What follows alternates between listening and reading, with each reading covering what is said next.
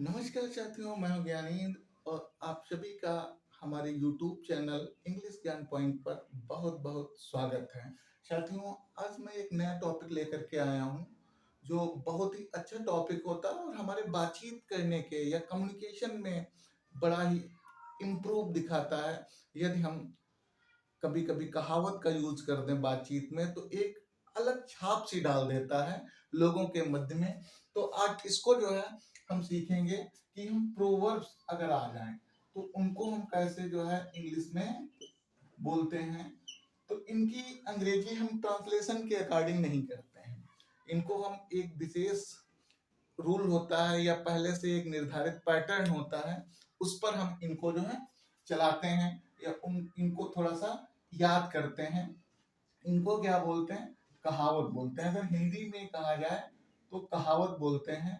और जैसे लिख दिया जाए कोई भी टॉपिक, बिना टाइम वेस्ट किए हुए मैं तुरंत टॉपिक पे आता हूँ। उससे पहले मैं बता दूं, जब हम कहावत कभी बोल देते हैं, चार लोग बैठे हो बातें कर रहे हो और कहावत उनके बीच में बोल देते हैं, तो वो ये सोचते हैं he is a very intelligent person. वो ये सोचने लगते हैं। तो कहावत का एक अलग ही अपना महत्व होता है। तो आज मैं एक कहावत को लेकर के आया हूँ कि अंग्रेजी की कहावतें किस तरीके से लिखी जाती हैं, कैसे बोली जाती हैं। जैसे एक जो है कहावत लिखता हूँ, नौ नगद, नौ नगद तेरह उधार। बहुत ज्यादा ये प्रचलित कहावत है कि नौ नगद अच्छे होते हैं, 13 उधार ठीक नहीं होते हैं। तो इसको अगर हम अंग्रेजी में लिखेंगे तो क्या लिखेंगे? A bird, a bird in hand is better than two in the bush, two in the bush. अगर दो झाड़ियों में चिड़िया हैं तो उनसे ठीक है एक जो हमारे हाथ में है। समझ में आ गया होगा इनको, थोड़ा जो है दो चार बार हम देख लेंगे, ये अपने आप याद हो जाती हैं। जैसे दूसरा आ जाए, बंदर क्या जाने, क्या जाने अदरक का स्वाद। तो इसको हम कैसे अंग्रेजी में ट्रांसलेट करेंगे? बंदर क्या जाने अदरक का स्वाद। तो इसको हम बनाएंगे a blind man, a blind man. बंदर को हम यहाँ पे किससे दर्शा रहे हैं? ब्लाइंड मैन से दर्शा रहे हैं। किससे दर्शा रहे हैं? ब्लाइंड मैन इज नो जज ऑफ कलर्स, ऑफ कलर्स। देखिए जो है एक अंधा व्यक्ति निर्णय नहीं कर सकता है किसका? रंगों का। तो यहाँ पे जो है बंदर के लिए क्या आया? ये जो है ब्लाइंड मैन आया। इसका मीनिंग नहीं हो जाएगा, समझ गए? ये कहावत है, अंग्रेजी में कही जाती है। ब्लाइंड मैन मीन्स तो अंधा व्यक्ति होता है। अंधा व्यक्ति रंगों में जो है रंगों की पहचान नहीं कर सकता है। तो इस बेस पर जो है क्या कर दिया गया, इस सेंटेंस को रख दिया गया या बना दिया गया कि ऐसे जो है हम अंग्रेजी में बोल देंगे तो ये इसका अर्थ क्या हो जाएगा हिंदी में? बंदर क्या जाने अदरक का स्वाद। और तीसरा सेंटेंस आपके सामने लिख रहा हूं, आ जाए, अंत भला सब भला, अंत भला सब भला। अंत भला, अंत भला सब भला। तो इसको जब हम चेंज करेंगे तो हो जाएगा, end is, end is good that all is good, all is good। अगर आखिर सही है तो सब कुछ क्या हो गया, सही है आखिर। और या तो इसको हम कर सकते हैं all is well, all is well, that end is good, end is good. इस तरीके से हम वाक्यों को क्या कर देते हैं, बना देते हैं।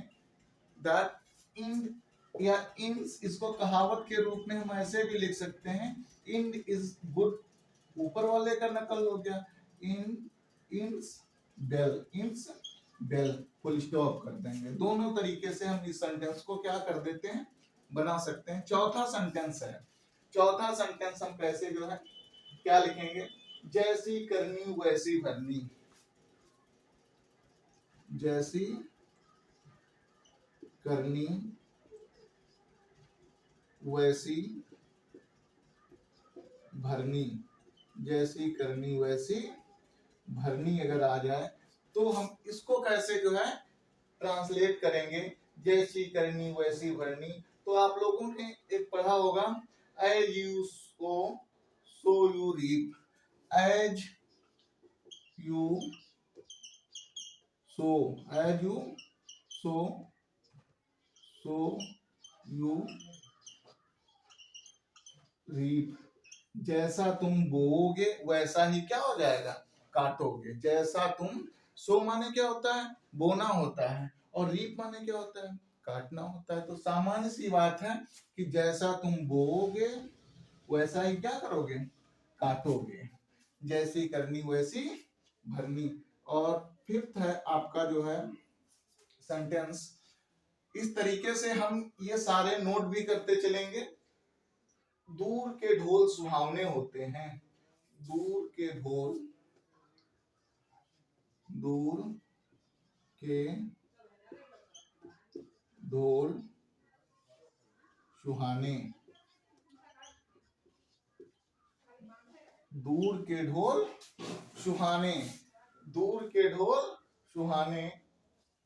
तो इसका हो जाएगा all that glitters is not gold, हर चमकने वाली चीज सोना नहीं होती। इसका मतलब क्या है, आल माने सब, दैट माने जो, गिल्टर्स माने चमकता है, इज माने है, नॉट माने नहीं, गोल्ड माने सोना। इस मुहावरे का दूर के ढोल सुहावने, दूर जब ढोल बजता है तो हमें क्या लगता है कि बहुत अच्छी ढोल बज रही है और हम लालायित हो जाते हैं तुरंत वहां पे जाने के लिए। लेकिन ऐसा नहीं होता है, वहां भी जो है जैसा आपके पड़ोस में लोग ढोल बजाते हैं, बिल्कुल दूर के ढोल, लेकिन जब वो दूर की आवाज आती है तो हमें आकर्षित करती है। तो इसीलिए कहा गया कि दूर के ढोल सुहाने। और इसको अंग्रेजी जब हम बनाएंगे तो हो जाएगा ऑल दैट गिल्टर्स, हर चमकने वाली चीज सोना नहीं होती। यदि आ जाए कि रामू ने कहा दूर के ढोल सुहाने होते हैं, तो आप कहो, लिखोगे, उसका ट्रांसलेट करोगे, Ramu said that all that glitters is not gold. इस तरीके से हम जो है इन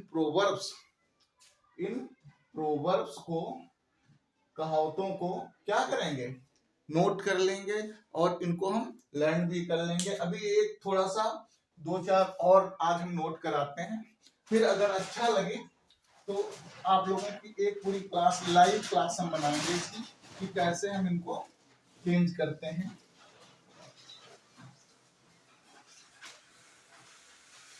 और बेटा पढ़ते भी रहिए आप सभी लोग मन लगा करके।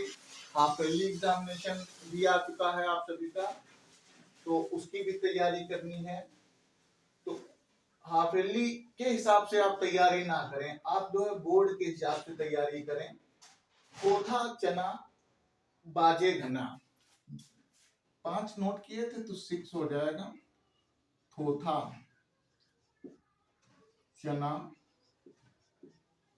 बाजे घना। ये जो है थोथा चना बाजे घना। थोथा का क्या मतलब होता है? थोथा होता है जिसके अंदर घुन जो है खा गया हो, अर्थात खोखला हो। क्या हो? खोखला हो। तो हम इसको कैसे बनाएंगे? An empty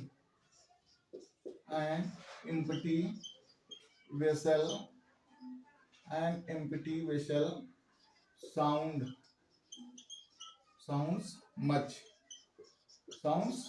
much। एक जो है empty vessel जो होता है, एक खाली वेसल साउंड क्या करता है? बहुत अधिक करता है। an empty vessel sounds much। एक खाली वेसल मीन्स जहाज भी होता है। अब यहाँ चने के अर्थ में भी लगाया गया है। साउंड्स आवाज करता है, मच माने बहुत अधिक करता है। अब जो है 6 7 हम लिखते हैं, 7 लिखते हैं, आ जाएगा। इसको हम नाच न जाने आंगन टेढ़ा। नाच न जाने आंगन टेढ़ा। इसका अर्थ आप लोगों को बहुत अच्छे से पता होगा कि जब हमें काम करने की जो है जानकारी ही ना हो और हम किसी दूसरे पर दोषारोपण कर रहे हो तो उसको क्या बोलते हैं? नाच न जाने आंगन टेढ़ा। तो इसको a bad workman always, bad workman always quarrels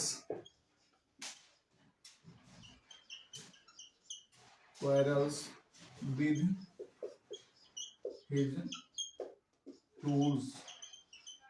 अपने औजारों से ही लड़ने लगता है। क्या करता है? अपने औजारों से ही लड़ता रहता है। विद हिज टूल्स, एक बुरा जो जिसको कार्य करने की अकल नहीं है, वो सदैव अपने औजारों से ही क्या करता? संघर्ष करता रहता है। औजार टूल्स मीन्स क्या होता है? औजार होता है। अगला जैसे आ जाए 6 और 7। नेक्स्ट आ जाए आप लोगों के बीच में जैसे तुरंत दान महाकल्याण। क्या आ जाए? तुरंत दान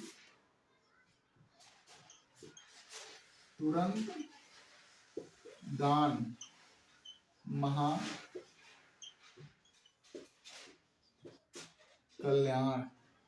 तुरंत दान महाकल्याण। तो इसको हम कैसे बनाएंगे? तुरंत दान महाकल्याण। A stitch in time saves 9। A stitch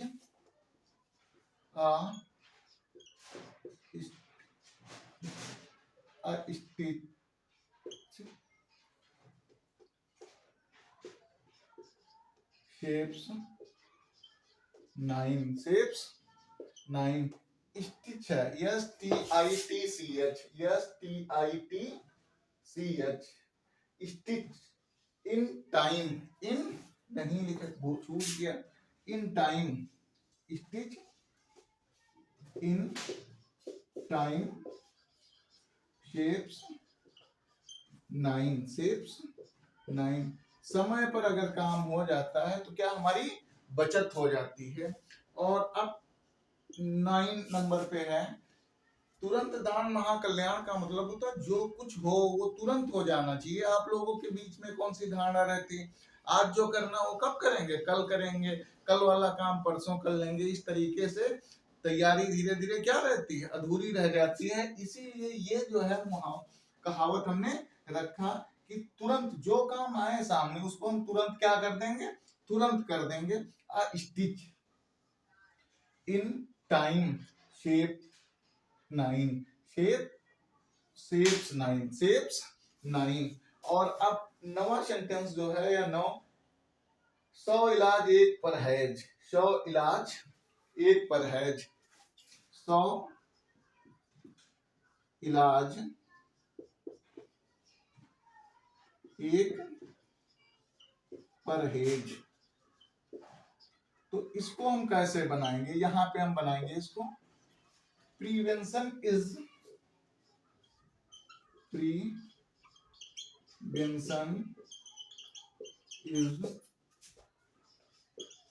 better than cure. Prevention is better than cure. और लास्ट नंबर है 10 नंबर कौन सा लिख दें, 100 इलाज। इसका मतलब आप लोग समझते नहीं समझते हैं, इसका मतलब यह है कि 1000 बीमारियां हो जाएं लेकिन एक परहेज जो होता है वो उस पे क्या रहता है, भारी रहता है। इसीलिए बचाव ही क्या अच्छा होता है, इलाज की अपेक्षा बचाव ही। जैसे आ जाए खाली दिमाग शैतान का घर। खाली दिमाग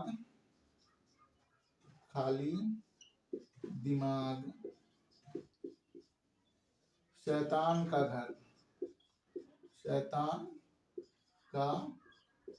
घर। तो इसकी अंग्रेजी हम कैसे बनाएंगे, खाली दिमाग शैतान का घर। तो इसकी एन empty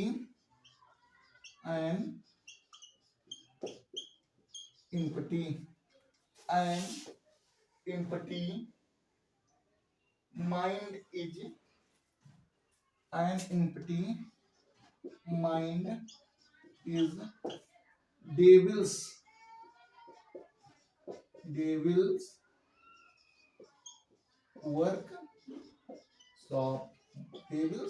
वर्कशॉप।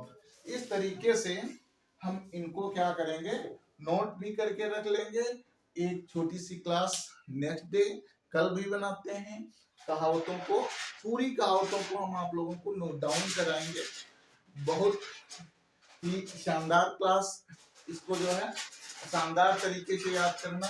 और ये क्लास अच्छी लगे तो आप लोग लाइक और शेयर जरूर कर देना। धन्यवाद।